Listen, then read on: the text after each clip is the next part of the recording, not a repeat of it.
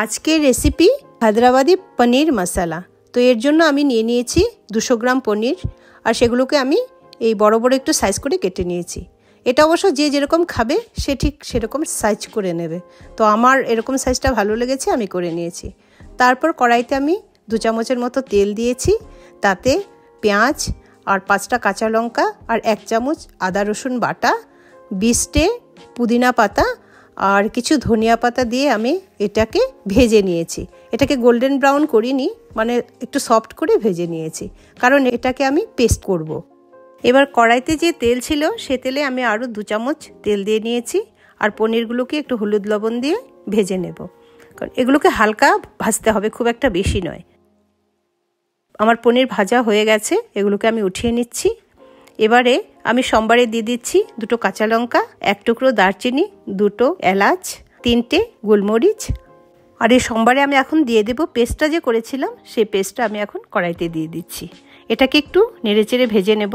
আর তার সাথে আমি দিয়ে দেব 1 চামচ লবণ, 1 চামচ হলুদ, আধা চামচ গরম মশলা গুঁড়ো, 1 চামচ লঙ্কা গুঁড়ো, 1 চামচ ধনে গুঁড়ো, আর এখানে রেখেছি জিরা, আমি ভেজে গুঁড়ো করে নিয়েছি সেটা। তো এগুলো আমি এখন কড়াইতে এই মশলা একসাথে দিয়ে নেড়েচেড়ে এগুলোকে ভেজে নেব। লঙ্কা গুঁড়ো আগে ছিল 5টার মতো, তো আর 1 চামচ লঙ্কা দিলে মোটামুটি ঝালটা হয়ে যাবে। তো এগুলোকে আমি ভেজে নিয়েছি। এখন দিয়ে দিচ্ছি 2 চামচ টক দই। তো এই দইটা দিলে না টেস্টটা অনেকটা বেড়ে যাবে। তো আমি এখানে দই 2 চামচ দিয়েছি। তবে হ্যাঁ, একটা জিনিস মনে রাখতে হবে, দইটা আমি যখন দেব তখন কিন্তু গ্যাসটা একদম কম আঁচে হতে হবে। এখানে আমি দিয়ে দিলাম আধা চামচের মতো চিনি, কারণ দইটা একটু টক, তাই মিষ্টিটা ব্যালেন্স করে দেবে। আর পনিরগুলো দিয়ে এখন আমি এটাকে ভেজে নিচ্ছি, মশলাটা যেন পনিরের মধ্যে ঢুকে যায়। তো এটা খেতে খুবই টেস্টি হয়। ঠিক এভাবে যদি কেউ বানায় বা কেউ খেতে চায় তাহলে বানিয়ে অবশ্যই খেতে পারে। তো পনিরের সাথে মশলাগুলো এখন ভেজে আমি এখানে দিয়ে দিচ্ছি একটু পরিমাণে জল। খুব একটা বেশি দেব না, কারণ জলটা আগে আমি দেখে তারপরে আবার দেবো লাগলে, কারণ এটা খুব একটা পাতলা হবে না, এটা একটু গ্রেভি হবে।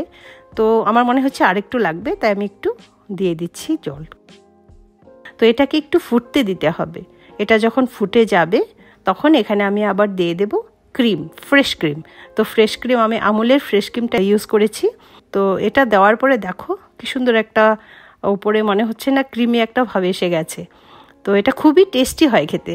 এখন হয়ে গেছে আমার এটা। আমি এটাকে এখন নামিয়ে নিচ্ছি কড়াইটা, আর এটাকে আমি ঢেলে নিচ্ছি। দেখো গ্রেভিটা অনেক সুন্দর হয়েছে।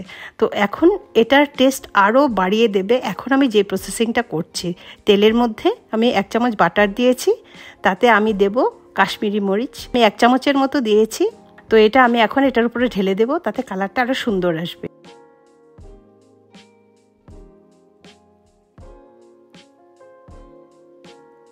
মনে হচ্ছে না রেস্টুরেন্ট স্টাইল? তো এখন এতে আমি দিয়ে দেব একটু ধনেপাতা। তো এটা গার্নিশ, ধনেপাতা দেখতেও সুন্দর আর খেতে তো টেস্টি হবে।